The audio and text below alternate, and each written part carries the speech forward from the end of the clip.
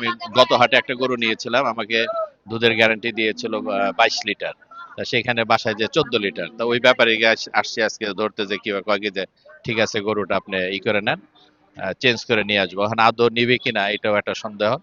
তারপরে আরো দেখি গরু কিনি আর কি। মানে আমরা আসলে বিভিন্ন দিক থেকে যেখানেই যাই, মানে সবকিছু সহজভাবে পাই না, একটু আমাদের বেগ পেতে হয় আর কি।